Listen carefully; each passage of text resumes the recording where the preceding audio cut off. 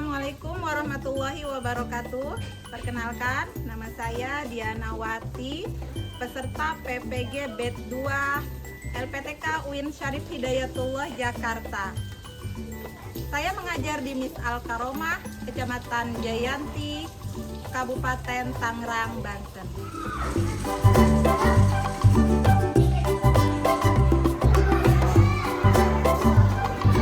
Assalamualaikum.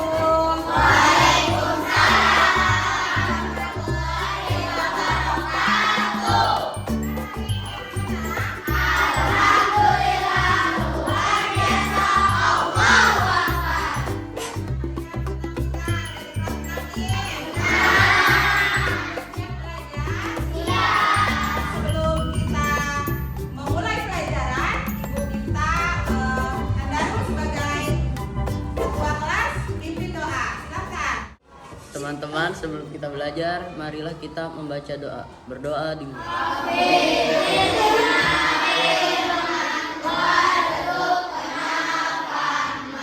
Selanjutnya Ibu akan mengecek kehadiran siswa di kelas Mina ini ya.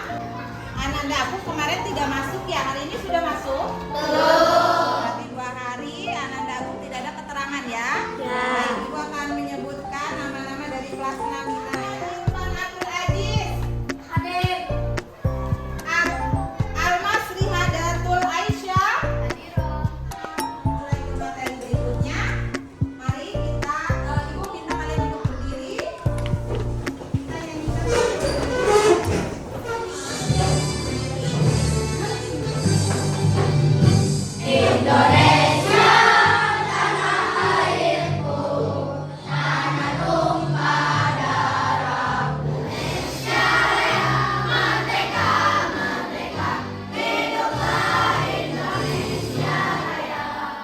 Sebelum Ibu menyampaikan materi di kelas 6 ini, kalian di kelas 5 belajar SKI tidak?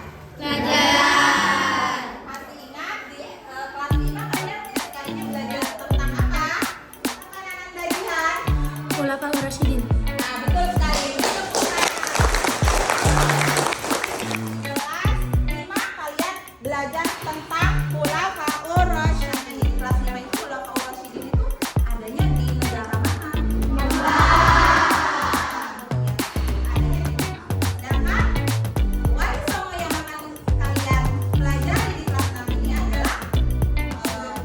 Wali Songo adanya di negara mana? Indonesia. Itu mau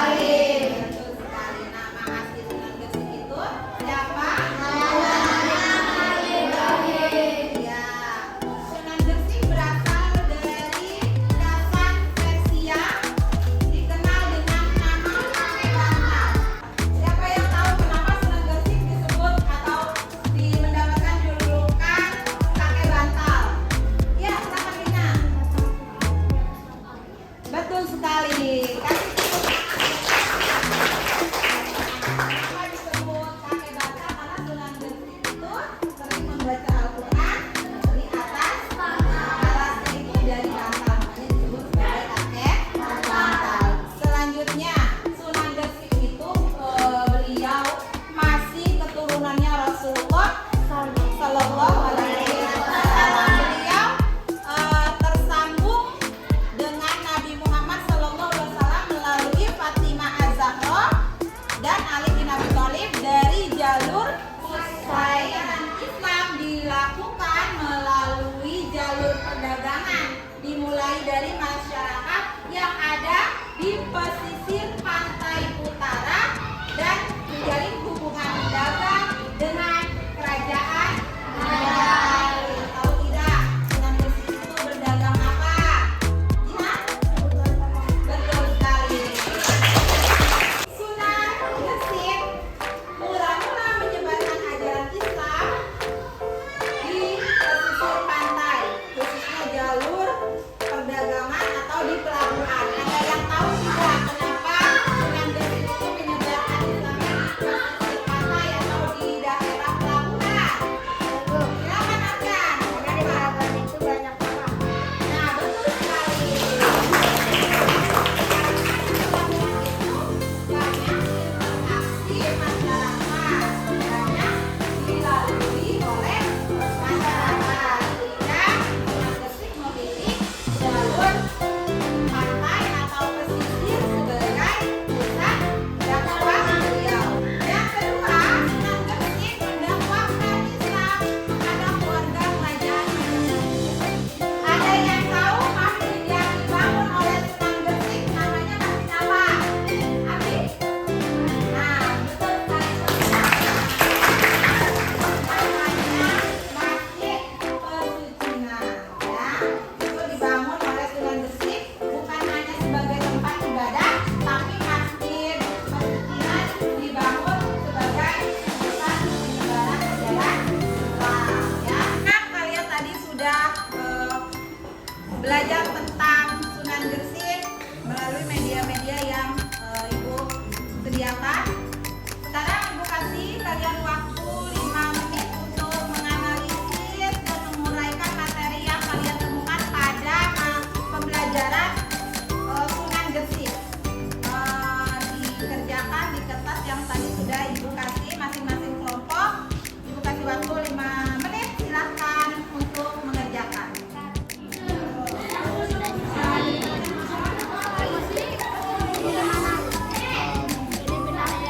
selesai tugas yang diberikan? Dari kelompok 1 dulu ya. Silakan maju ke depan untuk memperkenalkan hasil diskusinya. Berikutnya kelompok 2, silakan maju ke depan. Peran Sunan Gresik dalam mengembangkan Islam di Indonesia. 1. Mengembangkan Islam. Silakan, Najwa. Sikap positif Sunan Gresik dalam mengembangkan Islam di Indonesia. Kalian sudah mengerjakan tugas kelompok. Nah, berikutnya Ibu akan membagikan tugas mandiri ya. Jadi silakan kalian kerjakan masing-masing. Ibu kasih waktu 5 menit untuk mengerjakan. Sudah selesai? Nih, Ibu ambil ya. Terima kasih yang sudah menyelesaikan tugas kelompok dan tugas mandiri. Alhamdulillah hasilnya cukup memuaskan. Beri applause untuk kita semuanya. Dari ini kita bisa mengambil hikmah ya, atau mengambil kesimpulan bahwa Sunan Gresik datang ke Indonesia untuk menyebarkan ajaran Islam. Beliau jauh meninggalkan tanah kelahirannya, meninggalkan negaranya, dan hijrah ke Indonesia untuk menyebarkan ajaran Islam. Sikap berani dari Sunan Gresik harus kita contoh, ya, harus kita tiru keberanian Sunan Gresik dalam menyebarkan ajaran Islam. Kemudian yang kedua, Sunan Gresik